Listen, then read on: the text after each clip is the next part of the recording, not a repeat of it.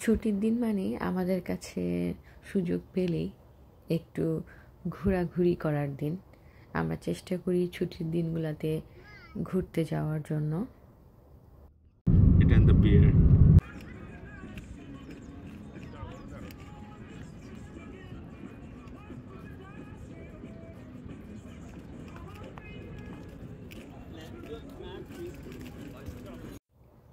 Hello সবাই, আজ আমরা চলে এসেছি ম্যানিলার সবচেয়ে ঐতিহাসিক এবং সুন্দর জায়গাগুলোর একটি, ফোর্ট সান্তিয়াগো।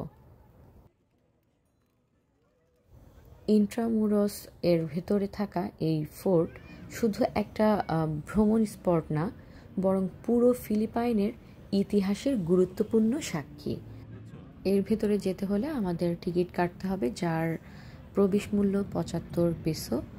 তো বেশ কিছুক্ষণ লাইনে থাকার পরে এখন আমরা টিকিট কেটে নিচ্ছি। চলুন এর ভেতরটা আপনাদেরকে ঘুরিয়ে দেখাই।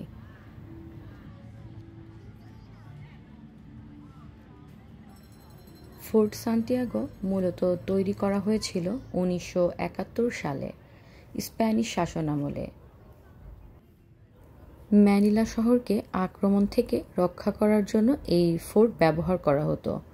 পুরো ফোর্টটা এক বিশাল দুর্গের মতো, বড় বড় দেয়াল, গেট, আর ভেতরে ছিল সৈন্যদের থাকার জায়গা, অস্ত্র রাখার কক্ষ, এমনকি বন্দি রাখার জন্য আলাদা সেলও ছিল।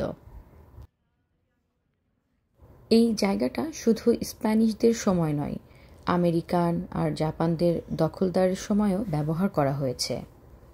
দ্বিতীয় বিশ্বযুদ্ধের সময় ফোর্টের বড় একটা অংশ ধ্বংস হয়ে যায়। ভিতরে ঢুকতে বিশাল মেইন গেট, যা ফোর্টের সবচেয়ে ফটোজেনিক জায়গা। ভেতরে ঢুকলেই পাবেন একটা সুন্দর বাগান এরিয়া, যেখানে বসে আরাম করা যায়।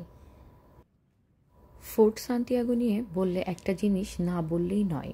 ফিলিপাইনের জাতীয় বীর ডক্টর জোসে রিজাল, তার মৃত্যুদণ্ডের আগে তাকে এখানেই বন্দি রাখা হয়েছিল।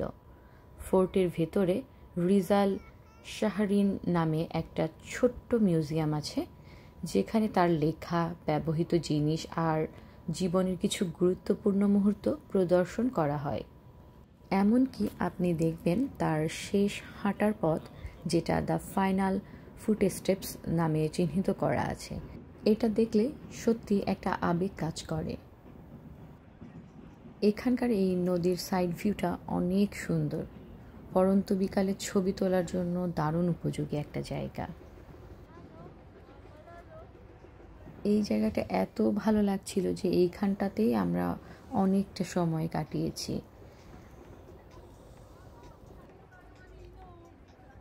এখানে প্রতিদিন অনেক পর্যটক ঘুরতে আসেন।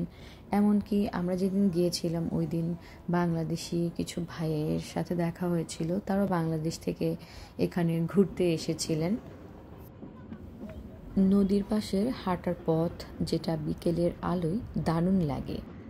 পুরনো দেয়াল আর পাথরের রাস্তা, যা দেখে মনে হবে যেন ৪০০ বছর আগের ম্যানিলা কেমন ছিল। প্রচুর ফটো স্পট, প্রায় প্রতিটা কোণেই ছবি তোলা যায়।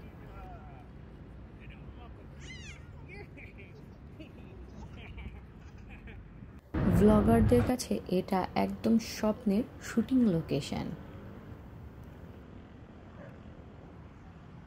জায়গাটা এতই সুন্দর যে হাঁটাহাঁটি করতেও খুব ভালো লাগছিল। তারপর আমরা এই সিঁড়ি ধরে নিচের দিকে নামতে শুরু করলাম। উপর থেকে ভিউটা দেখতে কত সুন্দর লাগছে।